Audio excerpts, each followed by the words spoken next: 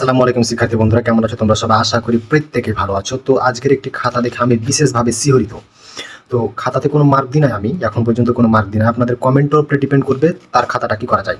এই দেখুন খাতাটা এক পৃষ্ঠাতেই শুরু করেছি, এক পৃষ্ঠাতেই সমাপ্ত করেছি। আমি লেখাটুকু একটু ধৈর্য সহকারে ভিডিওটি দেখবেন, পড়ে শোনাচ্ছি কি লিখেছি। পরবর্তী পৃষ্ঠাগুলোতে সে মার্জিনও টানে নাই। তো চলুন কি লেখা হয়েছে, কি লেখা লিখেছে পড়া যাক। আজকে আমার আজকে আমি আমার বান্ধবীর সাথে ঝগড়া করে পরীক্ষা দিতে আসছি, তাই মন ভালো নাই। কোনো কিছুই লিখব না স্যার। স্যার, আপনাদের এই বয়স গেছে, আপনারা জানেন এবং বুঝেন গার্লফ্রেন্ড এর যন্ত্রণা, মানে ঝগড়া করলে কেমন লাগে। তাই আমাকে দয়া করে আপনার মেয়ের জামাই মনে করে পাস করাই দিন স্যার। এটি একটি ঢাকা বোর্ডের খাতা, আপনি অবাক হবেন। আবার মোবাইল নাম্বার দিয়েছি, মোবাইল নাম্বারটা অবশ্যই আমার দেওয়া সঠিক হয় না, আপনারা আবার ফোন করিয়েন না যেন। এখানেই সমাপ্ত করেছে, বাকি পৃষ্ঠাগুলো সম্পূর্ণ ফাঁকা। একটা ছাত্র কি করে এই কাজ করতে পারে?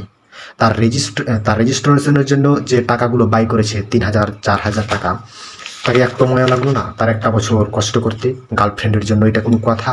এই খাতাটিকে কি করা যায়? আমি কোনো মার্ক দিই না এখন পর্যন্ত। আপনারা কমেন্টে অবশ্যই বলবেন খাতাটিকে কি করা যায়, আপনাদের উপর ডিপেন্ড করছে। বাকি আরও খাতা আছে, হাজার হাজার খাতা আছে বিভিন্ন বোর্ডের।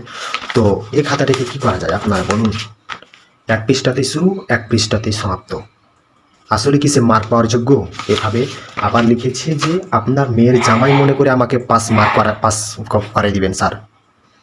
এটা আসলে অমানবিক কাজ। আপনাদের উচিত এই সব কাজ থেকে বিরত থাকা। ঢাকা বোর্ডের খাতা এটি। এই খাতাটাকে কি করবো আমি বুঝতে পারছি না। ফেল দেওয়ার যোগ্য অবশ্যই আপনারা কমেন্টে জানাবেন কি করা যায়।